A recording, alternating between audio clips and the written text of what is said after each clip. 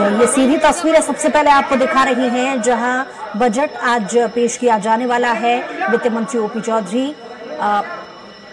Budget की जो अटैची है उसे लेकर के विधानसभा पहुंचे हैं और मीडिया के सामने उस अटैची को उन्होंने दिखाया कि एक इशारा कहीं ना कहीं उन्होंने दिया है, क्योंकि अटैची के पीछे लिखा हुआ था कि किन किन चीजों को ध्यान में रखते हुए ये बजट तैयार किया गया है। एक इशारा उन्होंने दिया, मीडिया के सामने उसे प्रदर्शित किया और जो मुख्य कक्ष है विधानसभा में वहां वो रवाना हो गए। तो ग्रेट सीजी, गारंटी, इकोनॉमी, ये तमाम बातें उस अटैची के ऊपर लिखी हुई थी। ये एक्सक्लूसिव तस्वीर है, स्वराज एक्सप्रेस आपको दिखा रहा है। तो यानी कि बहुत थोड़ा सा समय रह गया है, कुछ ही देर में वित्त मंत्री अपना बजट पेश करेंगे। तो वित्त मंत्री ओपी चौधरी पहुंच चुके हैं विधानसभा। ये एक्सक्लूसिव तस्वीरें स्वराज एक्सप्रेस आपको दिखा रहा है।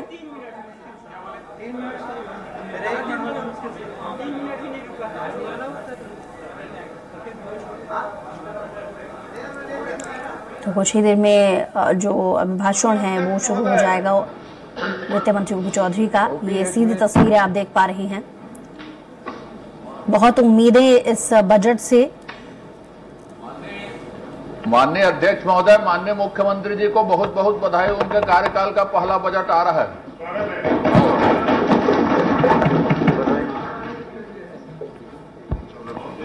माननीय अध्यक्ष महोदय, ठीक है महाराज। प्रशासनिक अधिकारी प्रशासनिक क्षेत्र में काम करते करते जन सेवा में आकर के आज छत्तीसगढ़ की कल्याणकारी योजनाओं का बजट बिल्कुल देखेंगे आप लोग क्या कर रहे हैं, देखेंगे। मैं कह रहा हूं अध्यक्ष महोदय, माननीय विष्णुदेव साहब मुख्यमंत्री जी का पहला बजट आ रहा है, तो बजट उनके पास आके पढ़ लेते। कोई जरूरी था उतना दूर जाके पढ़े? यहाँ लगाने में क्या दिक्कत है? माननीय नेता प्रतिपक्ष जी पढ़ तो अंदर से ही रहे ना, बाहर से थोड़े ना पढ़ रहे हैं। मैं कह रहा हूँ अगर उनका बजट है तो उनके पास से पढ़ो ना। चलिए आप आज इधर आग बैठ जाइए। आ जाता हूँ। वित्तीय वर्ष 24-25 के आय व्यय का उपस्थापन श्री ओपी चौधरी।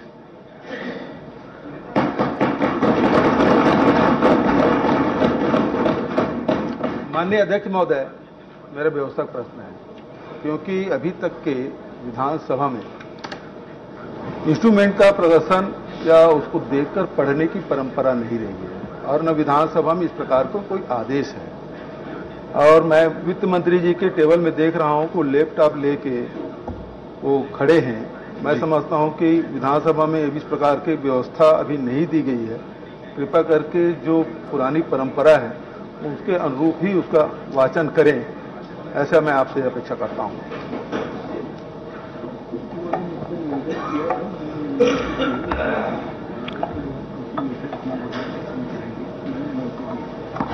माननीय अध्यक्ष महोदय, के प्रदर्शन पर रोक है, उसको देखकर पढ़ने पर रोक नहीं है। तो वो प्रदर्शन नहीं कर रहे हैं, पूरे विधानसभा में कर रहे हैं। और वैसे भी विधानसभा को पेपरलेस की ओर हम लोग बढ़ रहे हैं और हम बढ़ रहे हैं और आधुनिक टेक्नोलॉजी का उपयोग करने का माननीय अध्यक्ष महोदय जब अध्यक्ष थे, क्योंकि अभी तक तो हम लोगों ने जो क्वेश्चन है ऑनलाइन लगाना शुरू किया, तो उसमें और यदि पूरे पढ़ सकते हैं ऐसी व्यवस्था से तो उनको अमल करें, लेकिन इस प्रकार की तो व्यवस्था आने वाले समय में मैं समझता हूँ जो अभी ठीक है वो, और हम तो सब पेपरलेस की ओर बढ़ रहे हैं। आप वो पुराने ढर्रा में फिर जा रहे हैं। कहा कि नरवा गरवा गुरुआ बारी फिर आ गए आप। पूरा दुनिया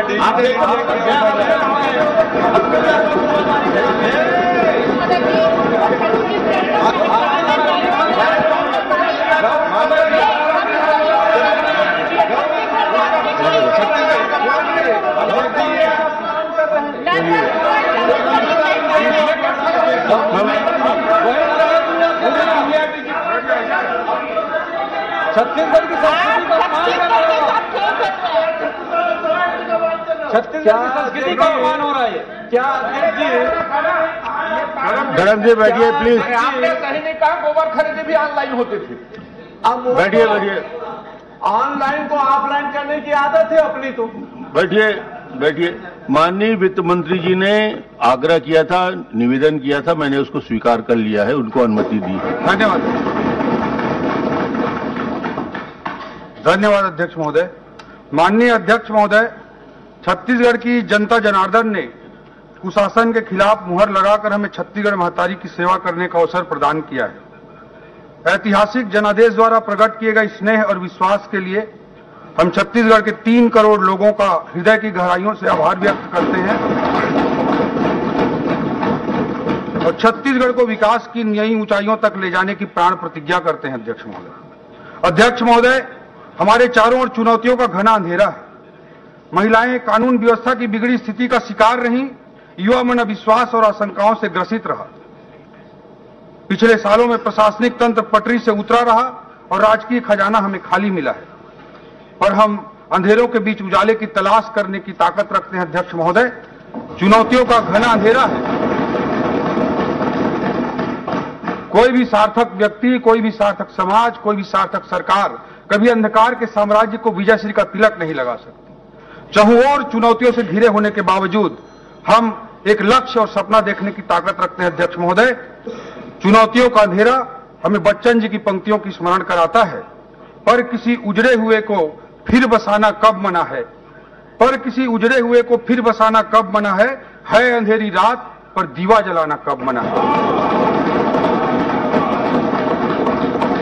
अध्यक्ष महोदय, यह हमारा सौभाग्य है, यह हमारी पीढ़ी का सौभाग्य है कि एक ओर हम लोग 500 सालों के संघर्ष के बाद श्री राम लला के प्राण प्रतिष्ठा अयोध्या धाम में होते हुए देख पा रहे हैं, और हमारी पीढ़ी का यह भी सौभाग्य है कि अमृत काल में भारत को दुनिया का सुपर पावर बनाने के लिए माननीय प्रधानमंत्री जी के नेतृत्व में किए जा रहे क्रांतिकारी कार्यों को भी हमारी पीढ़ी देख रही है और उसमें सहभागिता भी निभा रही है। माननीय प्रधानमंत्री श्री नरेंद्र मोदी जी की अथक ऊर्जा आज हमारे लिए प्रेरणा का स्रोत बन रही है, तो सहज सरल मुख्यमंत्री श्री विष्णुदेव साय जी का कुशल नेतृत्व हमारी ताकत बनकर हमारे साथ है। अध्यक्ष महोदय, आज देश अमृत काल में नई ऊर्जा और नए विश्वास के साथ आगे बढ़ रहा है।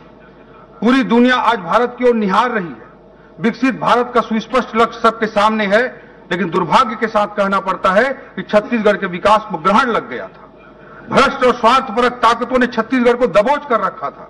चिंता होती थी कि भारत की इस विकास यात्रा में हमारे छत्तीसगढ़ का क्या होगा, लेकिन लोकतंत्र की ताकत ने इन नकारात्मक शक्तियों को पराजित कर दिया। अध्यक्ष महोदय, पराजित कर दिया। अध्यक्ष महोदय, छत्तीसगढ़ की जनता की उंगलियों पर लगी स्याही ने छत्तीसगढ़ की विकास यात्रा के नए रास्ते खोल दिए हैं। विकास यात्रा का कृष्ण पक्ष समाप्त हो चुका है। अध्यक्ष महोदय, शुक्ल पक्ष प्रारंभ हो चुका है। विष्णुदेव साय जी के नेतृत्व में सुशासन का सूर्योदय हो चुका है। अध्यक्ष महोदय, किसी सरकार के बजट को महज उसके आय व्यय के लेखा जोखा के रूप में नहीं पढ़ा जाना चाहिए, बल्कि वह किसी सरकार के भविष्य का विजन होता है, एक दस्तावेज होता है जो दशा और दिशा को निर्धारित करता है। उस विजन डॉक्यूमेंट के रूप में उसे पढ़ा जाना चाहिए। अध्यक्ष महोदय, छत्तीसगढ़ की विकास यात्रा की इस मोड़ पर सवाल उठता है कि हम छत्तीसगढ़ को आगे कहां लेकर जाना चाहते हैं, हमारी कमजोरियां क्या है, हमारी ताकतें क्या है। शॉर्ट मैनेजमेंट में एक एनालिसिस होता है। अध्यक्ष महोदय, short analysis, strength, weaknesses, opportunities and threats. जब हम अपने छत्तीसगढ़ का शॉर्ट एनालिसिस करते हैं तो हमारे छत्तीसगढ़ के कौन कौन से पक्ष उभर कर सामने आएंगे, इसका एनालिसिस जरूरी है। अध्यक्ष महोदय, देश जब आजादी के 100 वर्ष पूरा करके विकसित राष्ट्र के रूप में पूरी दुनिया में स्थापित होगा, तब हमारा छत्तीसगढ़ देश के अन्य राज्यों के साथ सकारात्मक प्रतिस्पर्धा करते हुए कैसे आगे बढ़ेगा, यह हमारे सामने एक चुनौती है। अध्यक्ष महोदय, इसके लिए एक स्पष्ट सपना, एक स्पष्ट लक्ष्य जरूरी है। उस लक्ष्य तक पहुंचने की रणनीति जरूरी है, एक रोडमैप जरूरी है। अध्यक्ष महोदय, इसलिए हमने तय किया है कि छत्तीसगढ़ 2047 तक कैसे एक विकासशील राज्य से विकसित राज्य बनेगा, इसका दृष्टिपत्र, एक विजन डॉक्यूमेंट हम तैयार करेंगे और इस दृष्टिपत्र का नाम होगा अमृतकाल छत्तीसगढ़ विजन 2047। 1 नवंबर सन 2000 को 1 नवंबर के दिन भारत रत्न श्रद्धेय अटल बिहारी वाजपेयी जी ने इस राज्य को बनाया था, और इसी 1 नवंबर को, इसी साल सन 2024 में यह विजन डॉक्यूमेंट जो अमृतकाल छत्तीसगढ़ विजन 2047 होगा, उसे हम इस राज्य की जनता को समर्पित करने का काम करेंगे। अध्यक्ष, हमने बनाया है और हम ही संवारेंगे अध्यक्ष महोदय। ये छत्तीसगढ़ की जनता के प्रति हमारा कमिटमेंट है, हमारी सरकार की प्रतिबद्धता है। अध्यक्ष महोदय, कहा जाता है कि कोई भी सार्थक व्यक्ति के लिए कोई भी मंजिल आखिरी मंजिल नहीं होती है, हर मंजिल एक पड़ाव होता है अगले मंजिल तक आगे बढ़ने के लिए। इसी दर्शन के साथ मोदी जी कहते हैं कि हम बड़ा लक्ष्य बनाते हैं, उसे प्राप्त करते हैं और फिर उससे भी बड़ा लक्ष्य बनाते हैं। ये मोदी जी का विजन है। 2047 के दीर्घकालिक विजन तक पहुंचने से पहले हमें मध्यम अवधि के अर्थात मिड टर्म टारगेट भी बनाने होंगे। हम छत्तीसगढ़ के लिए तय कर रहे हैं कि 2047 तक हमारा छत्तीसगढ़ विकसित छत्तीसगढ़ होगा। उस लक्ष्य तक पहुंचने के लिए हमारा मिड टर्म टारगेट क्या होगा वह भी हम निर्धारित करने का प्रयास कर रहे हैं अध्यक्ष महोदय। जैसे मोदी जी ने देश की अर्थव्यवस्था के लिए मध्यावधि टारगेट के रूप में 5 ट्रिलियन और 10 ट्रिलियन डॉलर इकोनॉमी का लक्ष्य रखा है। उन्होंने अगले 5 सालों के लिए भारत को दुनिया की तीसरी बड़ी आर्थिक शक्ति बनाने का मध्यम अवधि टारगेट रखा है। अध्यक्ष महोदय, हम भी इसी तरह का एक मध्यावधि लक्ष्य निर्धारित करना चाहते हैं। आज हमारे छत्तीसगढ़ की जीएसडीपी लगभग 5 लाख करोड़ है। इसे आने वाले 5 सालों में 2028 तक 10 लाख करोड़ करना हमारा बहुत ही महत्वाकांक्षी लक्ष्य है अध्यक्ष महोदय। पिछले 5 सालों की आप तुलना करेंगे तो यह लक्ष्य बहुत बड़ा दिखाई देगा, लेकिन फिर भी इस बड़े लक्ष्य को हम स्वीकार कर रहे हैं और इस चुनौती के लिए आदरणीय विष्णुदेव साय जी के नेतृत्व में हम आगे बढ़ेंगे। यह मध्यावधि लक्ष्य देश को दुनिया की तीसरी बड़ी अर्थव्यवस्था बनाने के मोदी जी के महायज्ञ में हमारा योगदान होगा। मोदी जी के सहकारी संघवाद कोऑपरेटिव फेडरलिज्म के सिद्धांत पर चलते हुए हम केंद्र का सहयोग भी प्राप्त करेंगे और देश के विकास यात्रा में अपनी महती भूमिका भी निभाएंगे। छत्तीसगढ़ अब केंद्र से टकराव वाले पिछले 5 वर्षों के मॉडल के स्थान पर डबल इंजन की सरकार में संघ राज्य समन्वय से विकास का नया अध्याय लिखेगा। इस 5 सालों के अत्यंत महत्वाकांक्षी लक्ष्य जो जीडीपी को केवल 5 सालों में दुगना करने का लक्ष्य जो हम निर्धारित कर रहे हैं, इस महत्वाकांक्षी लक्ष्य के तहत 10 लाख करोड़ की जीडीपी तक जो पहुंचना चाहते हैं, इसको प्राप्त करने के लिए हम आधारभूत रणनीतिक स्तंभ के रूप में, फंडामेंटल स्ट्रेटेजिकल पिलर्स के रूप में 10 स्तंभों की पहचान किए हैं और उसको मैं सदन के समक्ष रखना चाहता हूं। हमारा पहला पिलर होगा फोकस ऑन इकोनॉमिक डेवलपमेंट। हमारे आर्थिक विकास का केंद्र बिंदु होगा ज्ञान। दूसरा हमारा पिलर होगा तकनीक आधारित रिफॉर्म और सुशासन से तीव्र आर्थिक विकास। तीसरा हमारा पिलर होगा तमाम चुनौतियों के बीच अधिकाधिक पूंजीगत व्यय सुनिश्चित करना, मैक्सिमम कैपेक्स। चौथा हमारा पिलर होगा प्राकृतिक संसाधनों का उचित इस्तेमाल। हमारा 5वां पिलर होगा अर्थव्यवस्था के सेवा क्षेत्र की नई संभावनाओं पर जोर। हमारा 6वां पिलर होगा सरकार की सारी क्षमताओं के अतिरिक्त निजी निवेश भी सुनिश्चित करना। हमारा 7वां पिलर होगा फोकस ऑन बस्तर सरगुजा। हमारा 8वां पिलर होगा डीडीपी डिसेंट्रलाइज्ड डेवलपमेंट पॉकेट्स, विकेंद्रीकृत विकास पॉकेट्स। हमारा 9वां पिलर होगा छत्तीसगढ़ी संस्कृति का विकास, प्रमोटिंग छत्तीसगढ़ी कल्चर। हमारा 10वां पिलर होगा क्रियान्वयन का महत्व, importance of implementation. In 10 pillars को मैं थोड़ा व्याख्यायित करना चाहता हूं अध्यक्ष महोदय।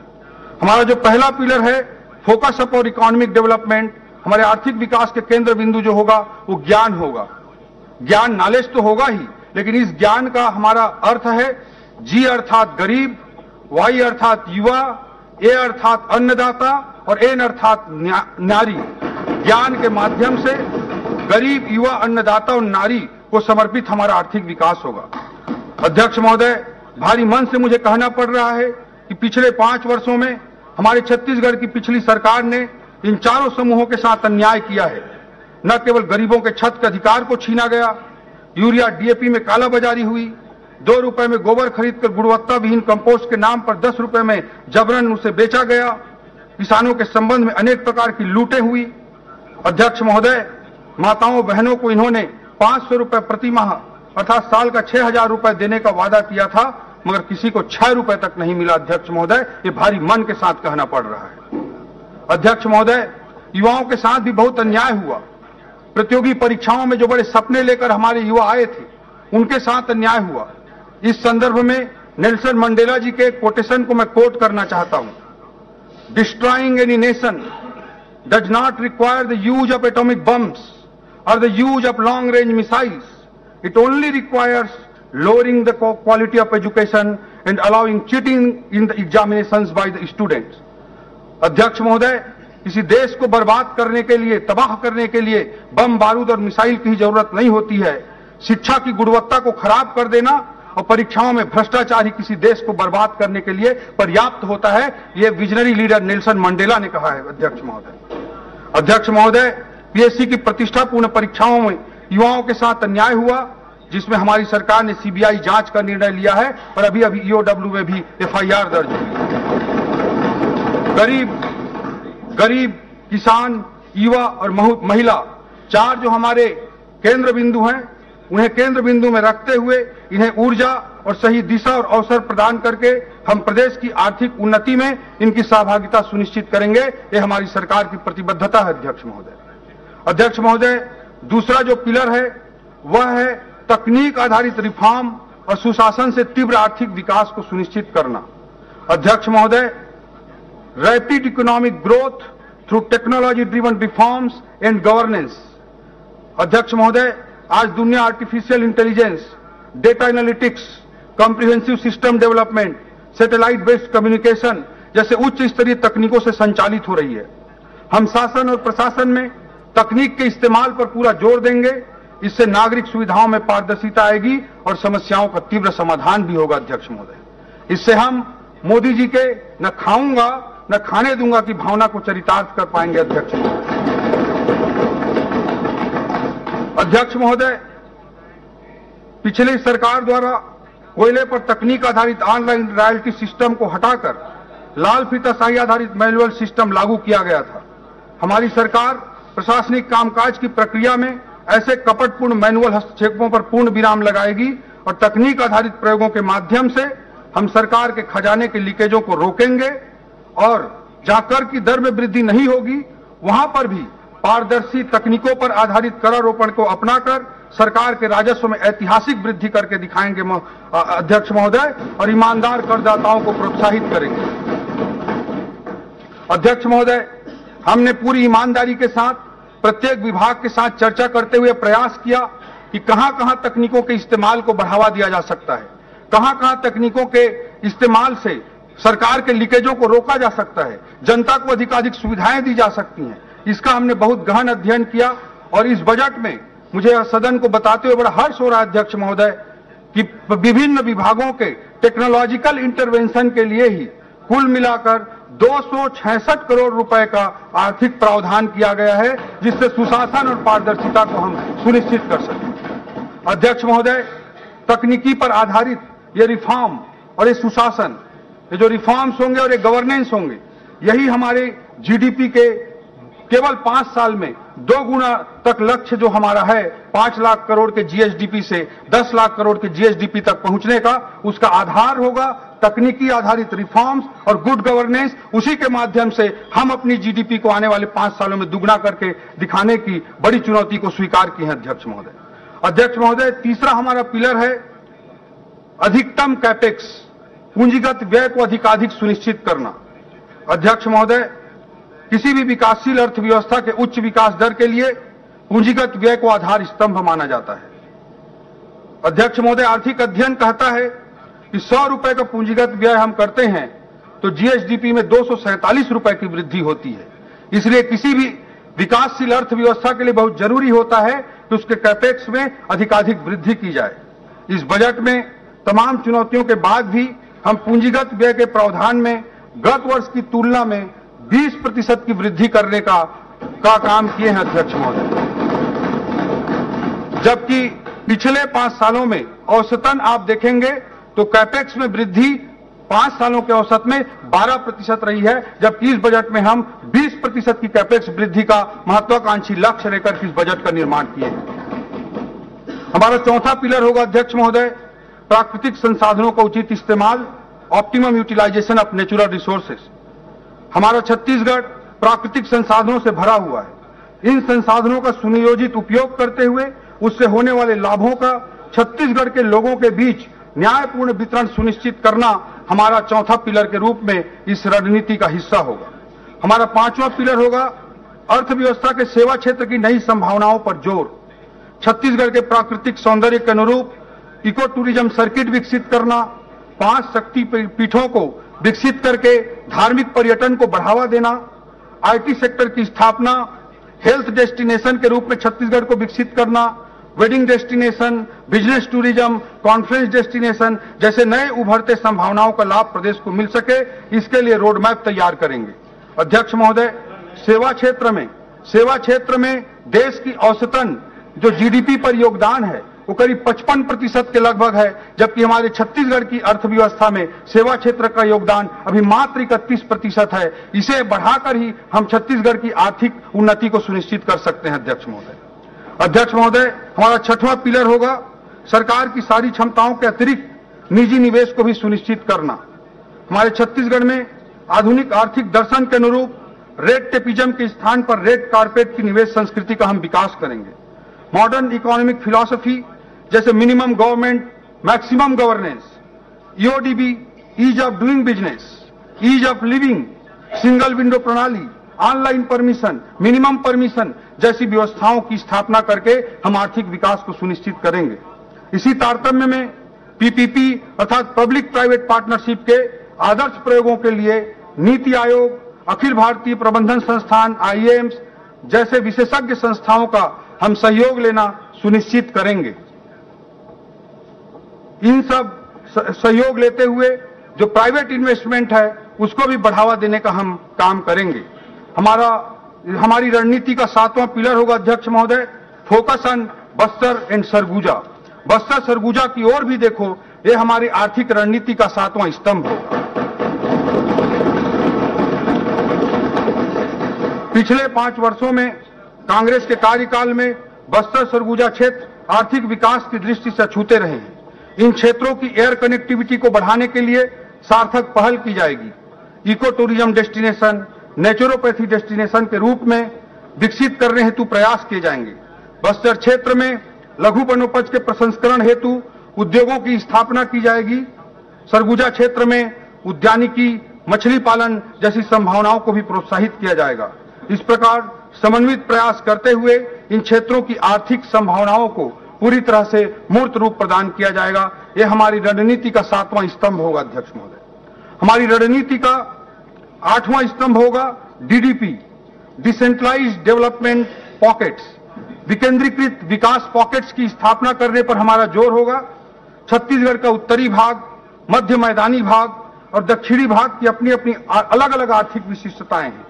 इन विशिष्टताओं के अनुरूप तीव्र आर्थिक विकास की विकेंद्रीकृत नीति पर काम करते हुए विकेंद्रीकृत विकास पॉकेट्स अर्थात डीडीपी की स्थापना को हम सुनिश्चित करेंगे। रायपुर, भिलाई जैसे क्षेत्रों की अपनी अलग विशिष्टता है, इसलिए इसके आसपास के क्षेत्रों को स्टेट कैपिटल रीजन के रूप में विकसित करने की योजना तैयार की जाएगी। इस क्षेत्र को विश्व स्तरीय IT sector, wedding destination, education destination, health care destination के रूप में विकसित करने की हमारी रणनीति होगी। नवा रायपुर अटल नगर में इस बजट में लाइवलीहुड सेंटर ऑफ एक्सीलेंस एवं दुर्ग में सेंटर ऑफ एंटरप्रेन्योरशिप, दुर्ग जिले में सेंटर ऑफ एंटरप्रेन्योरशिप की स्थापना करने का लक्ष्य रखा गया है। इससे दुर्ग भिलाई में आईटी सेक्टर को प्रमोट करने का, उसको प्रोत्साहित करने का हमारा क्रांतिकारी प्रयास होगा। स्टार्टअप्स को प्रोत्साहित करने के लिए इंक्यूबेशन सेंटर की स्थापना, BPO business process outsourcing, KPO knowledge process outsourcing को आकर्षित करने के लिए इन क्षेत्रों में आईटी पार्क की स्थापना के लिए हम रणनीतिबद्ध और विजनरी ढंग से कार्य करेंगे।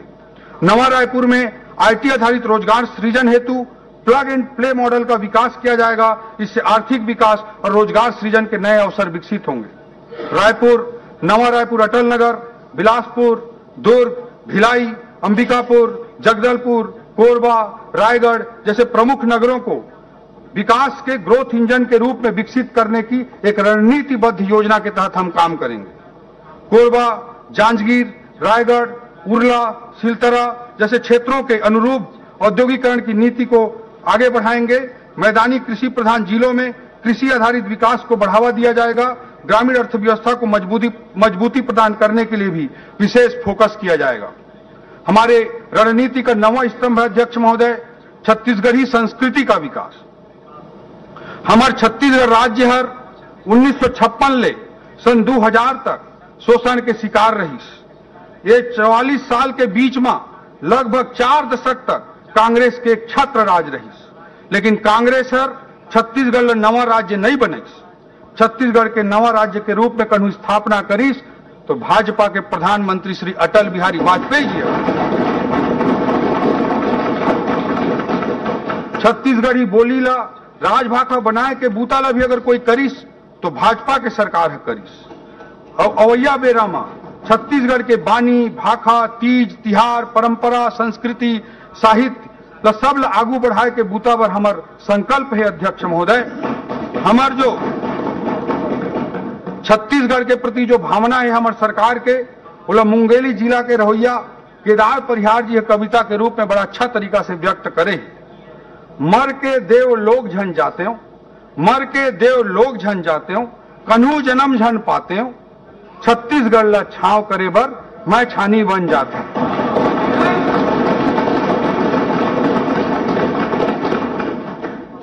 कवि की कल्पना है और यही हमारी सरकार की कल्पना है, हमारी सोच अध्यक्ष महोदय कि मरने के बाद हमको कोई देवलोक नहीं चाहिए, मरने के बाद हमको कोई पुनर्जन्म नहीं चाहिए। हम छत्तीसगढ़ को छाव करने के लिए छानी बनना चाहते हैं अध्यक्ष महोदय, यही हमारे सरकार की भावना है। अध्यक्ष महोदय, हमारी रणनीति का 10वां स्तंभ होगा क्रियान्वयन का महत्व, इंपॉर्टेंस ऑफ इंप्लीमेंटेशन। अध्यक्ष महोदय, हितोपदेश में एक श्लोक है, उद्यमेन ही सिद्ध्यंति कार्याणि न मनोरथ है, उद्यमेन ही सिद्ध्यंति कार्याणि न मनोरथ है, न ही सुप्तस्य सिंहस्य प्रविशंति मुखे मृगा। अध्यक्ष महोदय, शेर कितना भी बलशाली हो, उसके मुख पर मृगा आके खुद प्रवेश नहीं कर जाती है।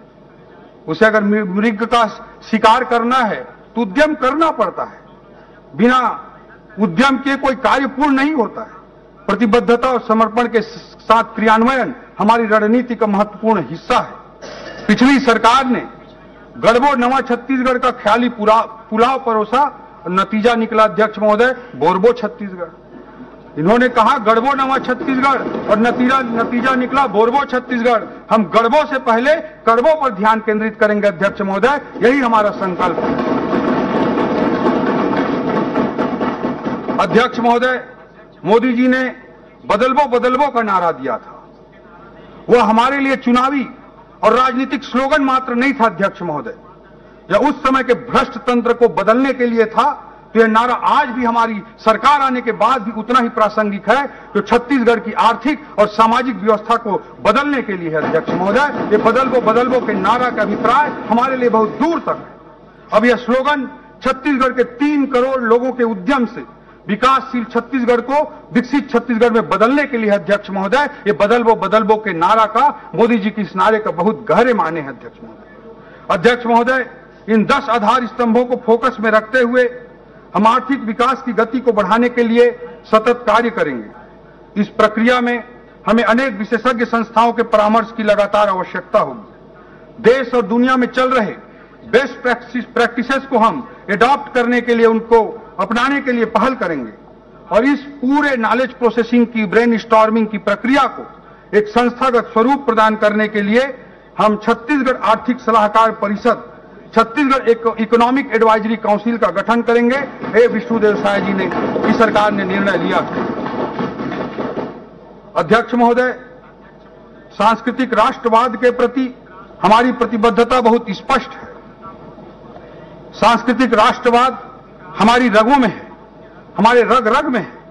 इसी सांस्कृतिक राष्ट्रवाद की भावना को व्यक्त करते हुए अटल बिहारी वाजपेयी जी ने कहा है, भारत कोई भूमि का टुकड़ा नहीं है, यह जीता जागता राष्ट्र पुरुष है। ये वंदन की धरती है, अभिनंदन की धरती है, ये तर्पण की भूमि है, ये अर्पण की भूमि है। इसकी नदी नदी हमारे लिए गंगा है और इसका कंकर कंकर हमारे लिए शंकर है। हम जिएंगे तो इस भारत के लिए और मरेंगे तो इस भारत के लिए, और मरने के बाद भी गंगा जल में बहती हुई हमारी अस्थियों को कोई कान लगाकर सुनेगा तो एक ही आवाज आएगी, भारत माता की जय। अध्यक्ष महोदय, ये हमारी सांस्कृतिक राष्ट्रवाद का समर्पण की लाइनें हैं। हमारे सांस्कृतिक राष्ट्रवाद के सबसे बड़े प्रतीक पुरुष मर्यादा पुरुषोत्तम श्री राम हैं। उनके द्वारा स्थापित राम राज्य की अवधारणा से बड़ा सुशासन का कोई दूसरा मॉडल दुनिया में नहीं मिलता अध्यक्ष महोदय। रामचरितमानस में गोस्वामी तुलसीदास जी ने राम राज को परिभाषित करते हुए कहा है, दैहिक दैविक भौतिक तापा राम राज काहू नहीं व्यापा। अध्यक्ष महोदय, शासन का एक ऐसा मॉडल जिसमें जनता के शारीरिक, मानसिक, भौतिक सभी प्रकार के कष्टों को दूर किया जा सके, ये राम राज्य की उदात्त कल्पना है। इसी प्रकार की परिकल्पना हमको दीनदयाल उपाध्याय जी के सिद्धांत में, मानव एकात्मवाद में भी दिखती है, जब वो कहते हैं शरीर, मन, बुद्धि, आत्मा और चित्ती, ये पांचों का एकीकृत विकास पर ध्यान केंद्रित करने की बात करते हैं।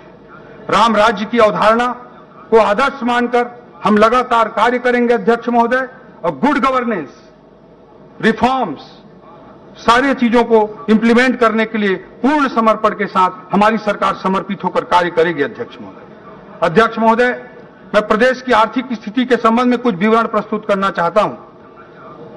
वर्ष 2023-24 के इकोनॉमिक सर्वे के अनुसार स्थिर दर पर वर्ष 2023-24 के राज्य के जीएसडीपी में 6.56% की वृद्धि अनुमानित है, जब किसी अवधि में पूरे देश की औसत जीडीपी में 7.32% की वृद्धि हुई है। प्रचलित दर पर राज्य का सकल घरेलू उत्पाद जो 2022-23 में 4,64,000 था, 23-24 में बढ़कर 5,05,000 करोड़ अनुमानित है। इस प्रकार प्रचलित दर पर जीएसडीपी में पिछले वर्ष की तुलना में 8.9% की वृद्धि अनुमानित है। वर्ष 2023-24 का जीएसडीपी का जो ग्रोथ रेट है 6.56% का ग्रोथ रेट, ये राष्ट्रीय औसत 7.32% से भी कम है, जो अर्थव्यवस्था की धीमी गति को स्पष्ट रूप से बता रहा है अध्यक्ष महोदय। अध्यक्ष महोदय, वर्ष 2030 तक 10 लाख करोड़ के सकल घरेलू उत्पाद के लक्ष्य को हासिल करने के लिए हमें पूंजीगत निवेश में पर्याप्त वृद्धि करनी होगी। साथ ही कृषि के अलावा विनिर्माण और सेवा क्षेत्रों में पारदर्शिता के साथ युद्ध स्तर पर कार्य करने की आवश्यकता पड़ेगी, क्योंकि सेवा क्षेत्र में हमारा योगदान, हमारी जीडीपी में सेवा क्षेत्र का योगदान अभी भी 31% है, जबकि राष्ट्रीय औसत लगभग 55% के बराबर है। इसे बढ़ाने की हमको आवश्यकता है। छत्तीसगढ़ के लिए मोदी की गारंटी के इस बजट में प्रावधान किए गए अध्यक्ष महोदय, जिनका मैं जिक्र करना चाहता हूं। कैबिनेट की पहली बैठक में ही हमने प्रधानमंत्री आवास योजना के लंबित 18 लाख घरों का निर्माण पूरा करने का निर्णय लिया है। इसके लिए द्वितीय अनुपूरक बजट में 3800 करोड़ रुपए का प्रावधान किया गया था और 2024-25 में 8,369 करोड़ रुपए का प्रावधान हम कर रहे हैं। अध्यक्ष महोदय, मातारी वंदन योजना की स्वीकृति भी हमारे कैबिनेट द्वारा, हमारी सरकार द्वारा दी जा चुकी है। 1 मार्च सन 2024 से योजना के तहत पात्र महिलाओं को 12,000 रुपए वार्षिक का भुगतान किया जाएगा। मोदी की गारंटी को हम पूरा कर रहे हैं। अध्यक्ष महोदय, 25 दिसंबर 2023 को सुशासन दिवस के अवसर पर 12